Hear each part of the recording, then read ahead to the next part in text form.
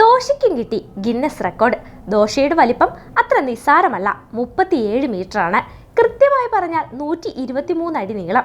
ബംഗളൂരുവിലെ food processing കമ്പനിയാണ് ലോകത്തിലെ ഏറ്റവും വലിയ ദോശ നിർമ്മിച്ച് ഗിന്നസ് റെക്കോർഡ് സ്വന്തമാക്കിയിരിക്കുന്നത്. ഈ ഭീമൻ ദോശ നിർമ്മിച്ച പാചക സംഘത്തിന് നേതൃത്വം നൽകിയത് മലയാളിയായ പാലക്കാരൻ റെജി മാത്യു ആണ്. നാഗർകോവിൽ സ്വദേശിയായ രാജേഷും പാചക സംഘത്തിലെ പ്രധാനിയായിരുന്നു. 35 കിലോഗ്രാം മാവാണ് ഭീമൻ ദോശയ്ക്കായി ഉപയോഗിച്ചത്.